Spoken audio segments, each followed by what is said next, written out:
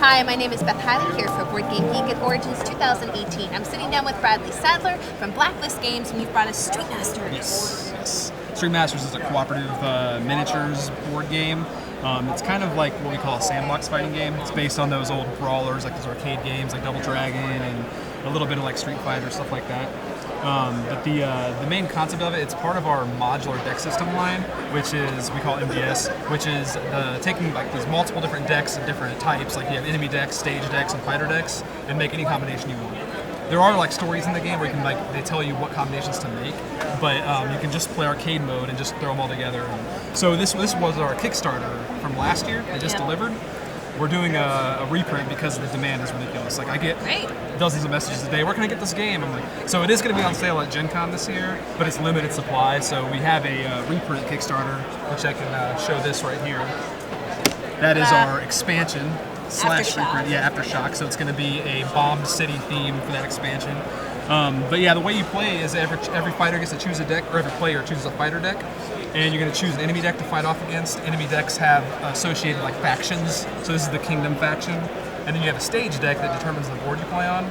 So all these different combinations make crazy different game experiences. And then all the fighters you have, they play totally differently. All the decks are unique. So if you're familiar with games like Sentinels of the Multiverse, it's very reminiscent of that because these decks are designed to do like specific things very well. They have weaknesses and strengths. So obviously I have just a box top, but so expect to see lots of lineups of card decks in here. We have dividers. Our last Kickstarter, we added so much content, and all this is going to be available in the next Kickstarter too. But we have dozens of expansions, and then for this for the reprint, we're going to have all those expansions reprinted, plus that new expansion, plus whatever stretch goals we have. So you'll have probably 3 boxes of just tons of decks of cards. Now you guys obviously have some beautifully painted minis. Now, are these coming pre-painted? No. These are. I'm actually surprised because I rushed through these to paint these to show off, so I had something to show that's colorful. But yeah, they don't come pre-painted. I just painted these, kind of just rushed them together to make them pop. And one thing, it's the enemies. They have these colored bases because the minions are controlled by these cards. So each group of minions will have a colored card that matches their base, so you can keep track of who's got what health, who's activating. But they come with plastic colored bases you can pop on. So if you do paint, it's easier just to paint them like this, so the setup's a lot easier. You don't have to put bases on them. So that's the main reason I paint, because I can't stop playing this game myself, even though I designed it. So it's one of the few that I can keep playing. I was going to say, and this was a family effort too. Yes. My brother, the co-designer. So his name's somewhere on the box. Yeah, down there. Adam Sadler. So yeah, we designed everything together.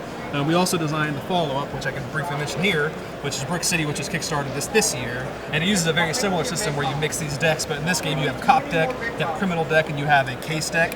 You mix and match, you have a big, huge city board. Little 80s vibe going on there. Yeah, definitely. It's definitely like GTA meets like 1980s, 90s cop movies. And this is going to be available for late pledge / pre-order next week. So if you missed out on it, you can still check it out.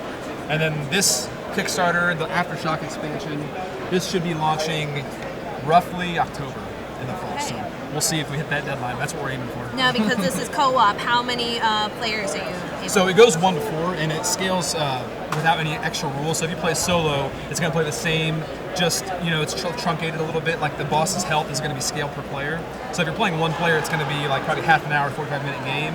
If you add more players to the same boss line, it might be like 2 hours, because everyone's got to do their own little turns, their decks function differently, so it kind of takes some analysis sometimes. But once you get the hang of it, you can play like a 3 to 4 player game in about an hour and a half, 2 hours, if you play as much as me. Because I play a lot. And the last thing I just wanted to highlight here too is that you guys do have all completely custom dice. Yes, the dice are custom, and the way they work is they don't fail at all. We hate dice failures, so whenever we tell somebody we design a game with dice, they're like, oh no, but I keep having to say over and over again, they don't fail. You never fail with these dice, because these, not only do they explode, so if you get a success, you get to roll another die, so it keeps chaining, but also if the fail result is actually a guard result, so you'll get defense tokens, so even though you did do damage, you'll be able to protect yourself from the same type of damage you would have dealt, so you never lose progress. You're making progress somehow in the game. I think that's actually a really nuanced point to make, that every roll is satisfying in some way. Maybe not the way you intended, but it does have an out.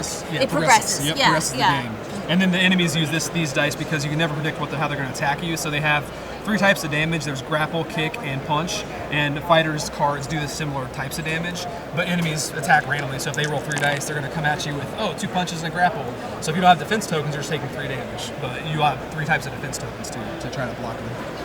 Well, Bradley, Brady, excuse me. I get that a lot. Don't worry. I go by Bradley too. Fair enough. And Brantley sometimes. Okay. Just a flexible name for a flexible game.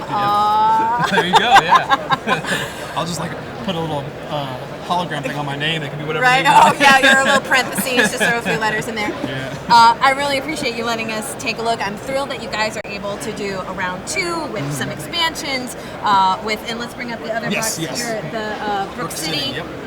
So this, just a recap for everyone, using sort of roughly the same system, but different themed. So be on the lookout for you guys. All this is from Blacklist Games, and Brady, thank you so much for letting us take a look. Thanks for having me.